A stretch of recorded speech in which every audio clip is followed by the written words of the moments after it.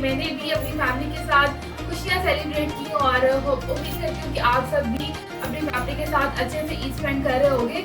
और लेकिन इसके साथ साथ हमें जो बहुत इंपॉर्टेंट जिस चीज़ का ख्याल रखना है वो ये रखना है कि हमारे इर्द गिर्द में अगर कोई ऐसा है जो इन खुशियों से महरूम है तो हमें उनकी खुशियों का भी ख्याल करना है। छोटे बच्चों को, बड़ों को, जो भी आपके इर्द गिर्द में जिनके पास कपड़े नहीं हैं ईद मनाने के लिए, खाने के लिए कुछ नहीं है, आप उनकी मदद कर सकते हो, उन्हें राशन लेके दे सकते हो, उन्हें आप कपड़े नए लेके दे सकते हो। तो ये इस तरह की छोटी छोटी चीज़ों से खुशियाँ बढ़ती हैं, खुशियाँ बांटने से हमेशा बढ़ती हैं।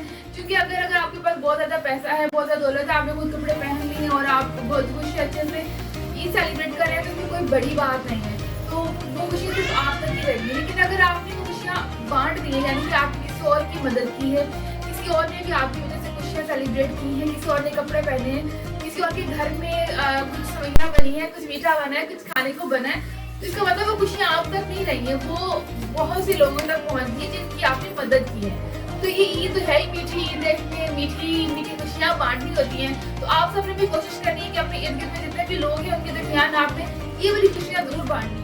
इसके अलावा जितने भी आपके रिश्तेदार हैं, आपके दोस्त हैं, उनका भी आपने ख्याल करना है। अगर वो फाइनेंशियल ठीक नहीं है तो आपने उनकी भी मदद करनी है। और इसके साथ साथ अगर आप किसी से नाराज हैं तो आपने उनसे भी नाराजगी दूर करके गले मिलना है और उनसे ईदी मिलनी है। और अगर वो आपसे छोटे हैं तो आपने उनको ईदी देनी है, अगर वो आपसे बड़े हैं तो आपने उनसे ईदी लेनी है और जबरदस्ती जाके लेनी है।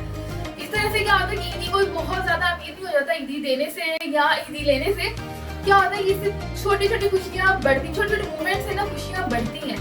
तो वो खुशियाँ हमें बढ़ाते रहना चाहिए, क्योंकि लाइफ में इतनी ज़्यादा मुश्किल हो चुकी है कि नॉर्मली हमें मौका नहीं मिलता है खुश रहने का, अपनों से मिलने का। ये एक मौका होता है जब कोई इवेंट्स आते हैं तो हम अपने अपनों के साथ मिलते हैं और उनके साथ खुशियाँ बांटते हैं। तो इस मौके को कभी हाथ से नहीं जाने देना चाहिए, इसको जरूर आपने मौके को ना प्रॉपर यूज करना है और अपने दोस्तों के पास जाके जबरदस्ती उनसे आपने ईद मिलनी है और उनसे ईदी वसूल जरूर करनी है। अगर वो आपसे छोटे हैं तो आपने उनको जरूर देनी है, क्योंकि ये उनका हक होता है ईदी।